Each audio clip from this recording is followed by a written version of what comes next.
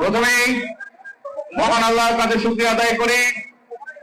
আজকে এই 19 রমজানে আমরা এই গরিপুরের নেতৃবৃন্দদের নিয়ে ইফতার করতে পারছি, তার জন্য মহান আল্লাহর কাছে শুকরিয়া আদায় করে বলছি আলহামদুলিল্লাহ।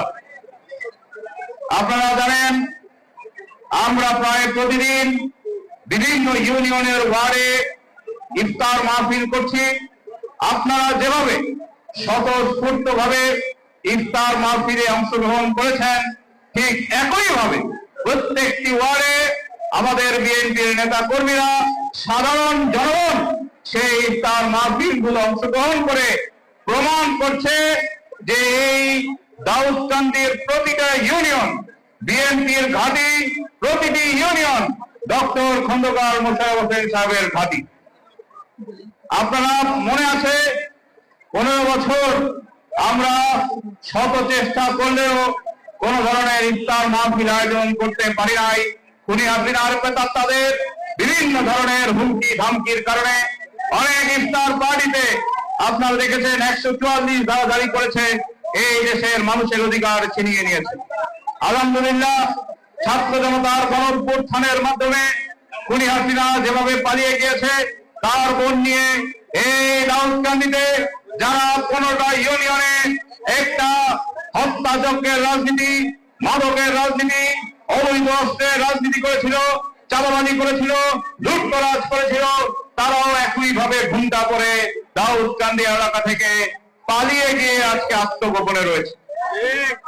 আমরা এই যে 5ই আগস্টের পরে গণঅভ্যুত্থানের পরে দেখলাম যে গত 15 বছর দেশনেত্রী বেগম খালেদা জিয়া, আপনার আমার নেতা, লাখো কোটি তরুণের স্পন্দন জনাব তারেক রহমান, বীর মুক্তিযোদ্ধা ডক্টর খন্দকার মোশাররফ হোসেন সাহেব সহ লক্ষ লক্ষ নেতা কর্মীদের বিরুদ্ধে মিথ্যা অপবাদ মামলা দিয়ে হয়রানি করেছে খুনি হাসিনার সরকার, খুনি হাসিনার দ্বারা নিয়ন্ত্রিত আদালত।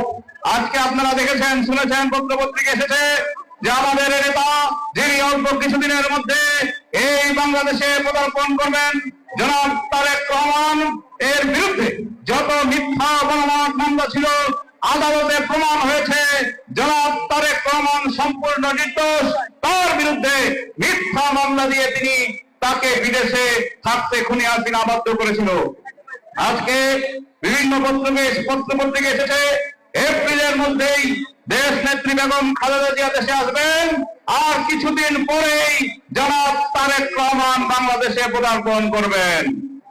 জনাব তারেক রহমান যেদিন ঢাকা শহরে পদার্পণ করবেন, নামবেন, আমার মনে হয় বাংলাদেশের ইতিহাসে এমন এক ইতিহাস সৃষ্টি হবে, সারা ঢাকা শহরের লোকলোকারণ্য হয়ে যাবে, শুধু তারেক রহমানের স্লোগানে মুখরিত হবে। আপনারা, আমরা সকলেই আমার নেতা তারেক রহমানের জন্য সকলে ঐক্যবদ্ধভাবে আমরা অপেক্ষা করছি।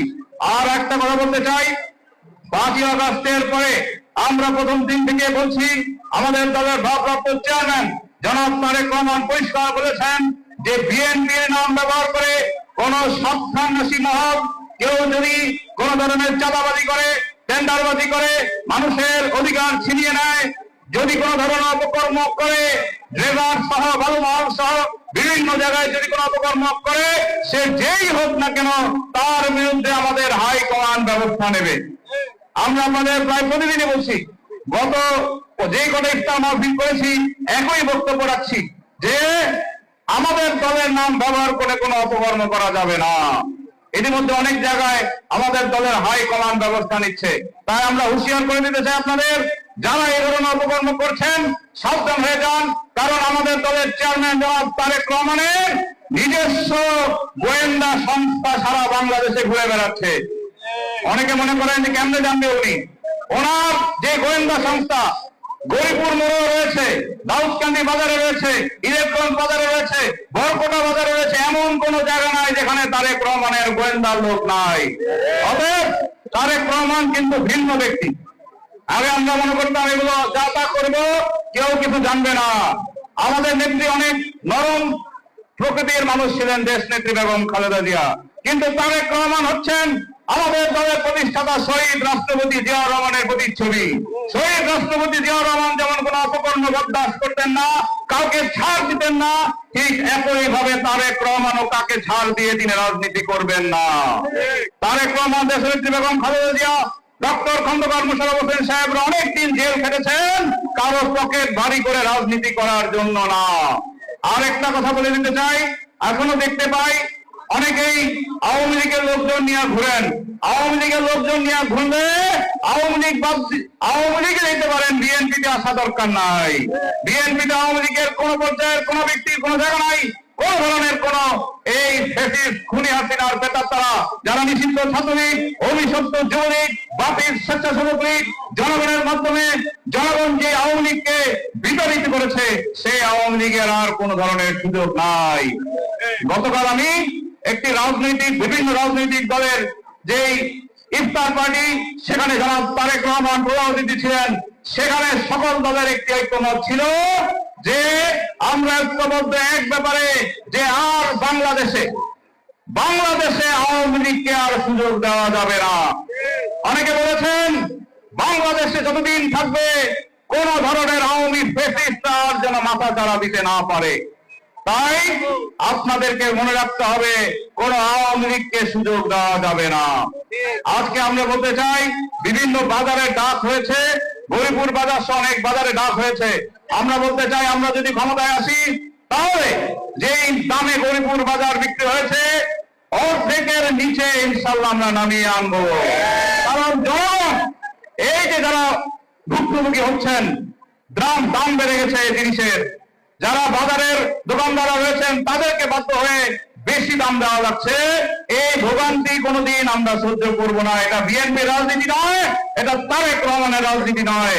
এগুলো আমরা ইনশাল্লাহ ঠিক করার চেষ্টা করব। যদি আপনারা ডিসেম্বরে বিএনপির জাতীয় স্থায়ী কমিটির সিনিয়র সদস্য বীর মুক্তিযোদ্ধা ডক্টর খন্দকার মোশাররফ হোসেন সাহেবকে দাউদকান্দি তিতাসের ইতিহাসে সর্বকালের সবচেয়ে বেশি ভোট দিয়ে তাকে আবার সংসদে পাঠান, ইনশাল্লাহ আমরা সকলে মিলে এই দাউদকান্দি তিতাসের সকল উন্নয়ন অগ্রগতি মানুষের কল্যাণে আমরা কাজ করব।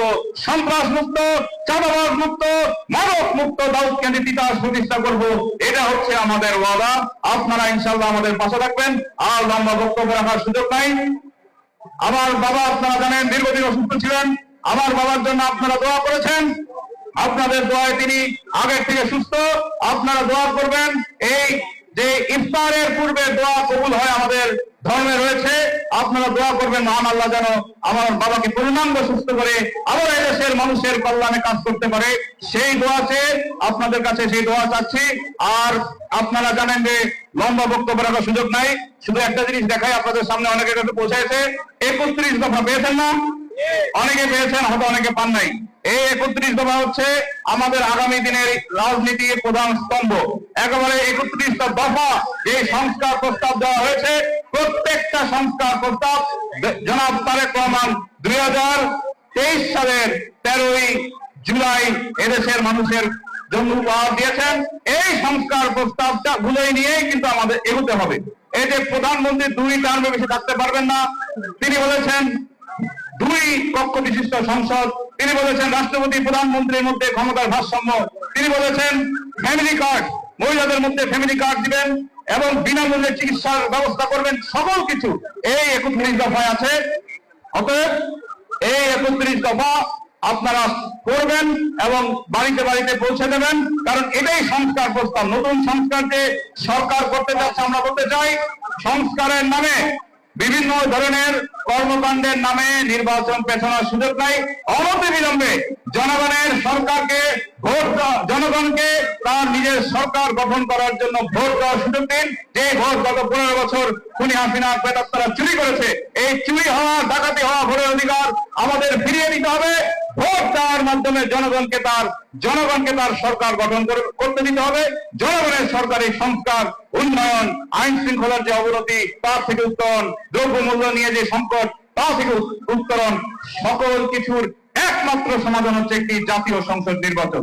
আর বক্তব্য না বাড়িয়ে ইনশাআল্লাহ আগামী দিনে আপনাদের পাশে থাকার এই প্রতিশ্রুতি জানিয়ে আমার বক্তব্য শেষ করছি। আল্লাহ হাফেজ। বাংলাদেশ জিন্দাবাদ, বাংলাদেশ জাতীয়তাবাদী দল জিন্দাবাদ, শহীদ রাষ্ট্রপতি জিয়াউর রহমানের স্মৃতি অমর হোক, দেশ নেত্রী বেগম খালেদা জিয়া জিন্দাবাদ, আগামী দিনের বাংলাদেশ জনাব তারেক রহমান জিন্দাবাদ, বীর মুক্তিযোদ্ধা ডক্টর খন্দকার মোশাররফ হোসেন জিন্দাবাদ।